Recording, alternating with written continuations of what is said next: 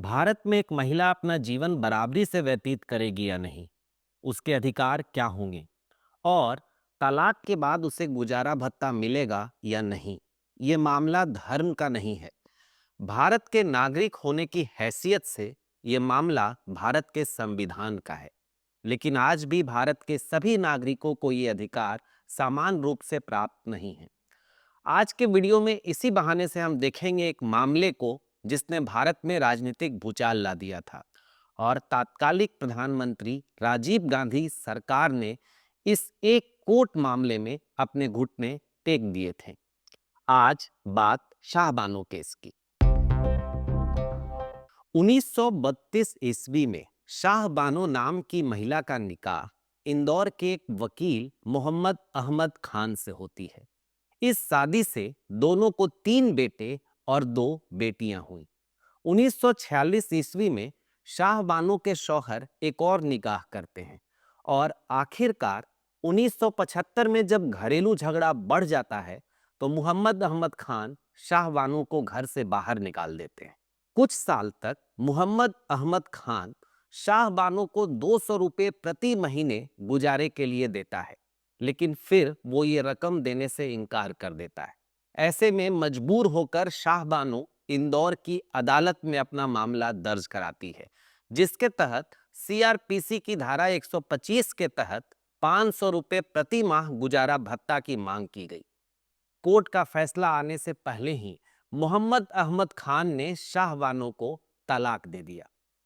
अगस्त 1979 के इस मामले में निचली अदालत का फैसला आया और उन्होंने मोहम्मद से शाहबानो को 25 रुपये प्रति माह बतौर भत्ता देने का हुक्म दिया। मोहम्मद की महीने की कमाई लगभग 5,000 थी। इस लिहाज से ये 25 रुपये की रकम शाहबानो के लिए बिल्कुल भी जायज नहीं थी और इसी कारण शाहबानो ने 1980 में हाई कोर्ट में केस दायर करते हुए मांग की कि भत्ते की रकम को बढ़ाया जाए। इस पर हाई कोर्ट ने हर महीने 179 रुपये 20 पैसे गुजारे का आदेश दिया। इस पर मोहम्मद ने सुप्रीम कोर्ट में यह कहकर अपील कर दी कि मुस्लिम पर्सनल लॉ में गुजारे भत्ते का प्रावधान ही नहीं है। अब यह मामला सुप्रीम कोर्ट पहुंचा। सुप्रीम कोर्ट में 5 जजों वाली चीफ जस्टिस की बेंच ने खान की अपील खारिज कर दी और कुरान के हवाले से कहा कि कुरान में तलाकशुदा औरतों की मदद का फरमान दिया गया है, इसलिए शाहबानो को मदद दी जानी चाहिए। ये पहला मामला नहीं था जब तलाकशुदा मुस्लिम औरत के पक्ष में फैसला सुनाया गया था। इससे पहले भी सुप्रीम कोर्ट ऐसे ही 2 मामलों में फैसला सुना चुका था। एक फैसला साल 1979 में बाई ताहिरा बनाम अली हुसैन फिसाली के मामले में दिया गया। दूसरा साल 1980 में फुजलुम्बी बनाम के खादर अली के मामले में दिया गया। लेकिन इस बार विवाद का जड़ दूसरा था। दरअसल सुप्रीम कोर्ट ने अपने फैसले के साथ एक अतिरिक्त टिप्पणी भी जोड़ी थी। कोर्ट ने जजमेंट में धर्म के नाम पर औरतों के साथ किए जाने वाले अत्याचारों पर कठोर कॉमन सिविल कोड बनाने का सुझाव दे दिया। कहा गया कि इससे राष्ट्रीय एकता के उद्देश्य को पूरा करने में सहायता मिलेगी। साथ ही कोर्ट ने मुस्लिम पर्सनल लॉ में भी सुधार के सुझाव दिए। इसी के चलते मामले ने तुल पकड़ा। मुस्लिम उलेमाओं को लगा सुप्रीम कोर्ट का फैसला उनके धर्म पर हमला है। उन्होंने फतवा जारी कर कह दिया कि ये इस्लामिक शिक्षाओं के खिलाफ है और ये फतवा इतना प्रचारित किया गया कि लोगों को लगा इस्लाम खतरे में है और इस विरोध ने सांप्रदायिक संघर्ष का रूप धर लिया। जगह जगह प्रदर्शन हुए, फैसले को बदलने के लिए मांग होने लगी। मौलवियों ने सुप्रीम कोर्ट और शाहबानो की कड़ी आलोचना की। दूसरी तरफ कुछ इस्लामी विद्वानों ने इस फैसले का स्वागत करते हुए कहा कि यह शरीयत के खिलाफ नहीं है। उन्होंने कहा कि इस्लाम में यह प्रावधान है कि तलाक देते समय पति को अपनी पूर्व पत्नी की मृत्यु और उसके पुनर्विवाह तक उसको उचित गुजारा भत्ता देना चाहिए। इन्हीं विवादों के बीच ये मामला संसद तक पहुंच गया और जीएम बनात बाला नाम के सांसद ने संसद में एक प्राइवेट मेंबर बिल पेश किया, जिसमें मुसलमानों को धारा 125 के दायरे से मुक्त करने की बात की थी, जिसके तहत तलाकशुदा मुस्लिम महिलाओं को गुजारा भत्ता नहीं दिया जाना था। सदन में इस बिल का विरोध केंद्रीय गृह राज्य मंत्री आरिफ मोहम्मद खान ने किया, जो प्रगतिशील मुसलमानों के दृष्टिकोण की नुमाइंदगी कर रहे थे। उन्होंने मौलाना अबुल कलाम आजाद का हवाला देते हुए शाहबानो प्रकरण में सुप्रीम कोर्ट के फैसले का समर्थन किया।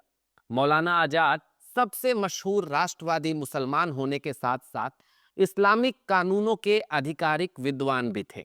मौलाना ने लिखा था कि कुरान के मुताबिक किसी भी हालत में तलाकशुदा औरत की उचित व्यवस्था की जानी चाहिए। आरिफ मोहम्मद खान को प्रधानमंत्री का समर्थन हासिल था और कांग्रेस पार्टी द्वारा बिल के विरोध में जाने के कारण यह बिल संसद में गिर गया। लेकिन संसद के बाहर विरोध प्रदर्शन और तेज हो गए।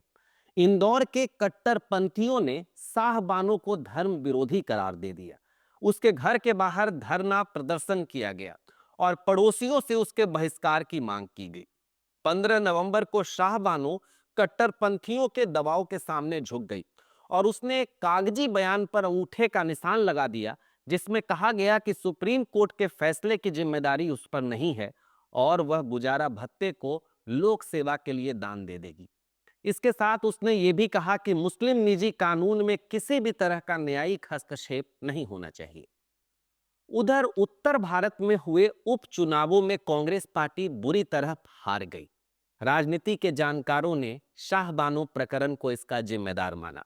मुसलमानों के पार्टी से अलगाव ने राजीव गांधी को चिंतित कर दिया और वे पार्टी और मंत्रिमंडल के मसलों पर उदारपंथी आरिफ खान की बजाय ZA अंसारी से सलाह लेने लगे। संसद में अपने 3 घंटों के भाषण में अंसारी ने सुप्रीम कोर्ट के फैसले को पूर्वाग्रहग्रस्त, भेदभावकारी और विरोधाभासों से पूर्ण बताया।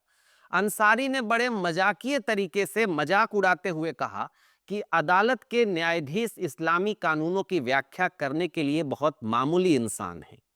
शाहबानो के साथ साथ कांग्रेस पार्टी भी कट्टरपंथियों के दबाव में आ गई थी। अब पार्टी ने भी कट्टरपंथी तत्वों को मुस्लिम समाज के एकमात्र प्रवक्ता के रूप में स्वीकार कर लिया। 22 फरवरी 1986 में सरकार ने संसद में एक मुस्लिम महिला बिल पेश किया, जिसके द्वारा मुस्लिम निजी कानून को अपराध दंड संहिता के दायरे से बाहर रखकर सुप्रीम कोर्ट के फैसले को पलटने की कोशिश की गई। इस बिल ने तलाकशुदा पत्नी के गुजारे की व्यवस्था का जिम्मा अपने संबंधियों पर छोड़ दिया। अब तलाक देने वाले पति को सिर्फ उसे 3 महीने का गुजारा भत्ता देना था। मई में इस बिल को पारित कर दिया गया और कांग्रेस पार्टी ने इसे पारित करने के लिए अपने सारे सांसदों को पार्टी व्हिप जारी किया। अपनी पार्टी और अपने नेता द्वारा खारिज किए जाने के बाद आरिफ मोहम्मद खान ने कांग्रेस से इस्तीफा दे दिया। अब बात मुद्दे की। इस वक्त कांग्रेस पार्टी के पास 400 सांसदों का बहुमत था।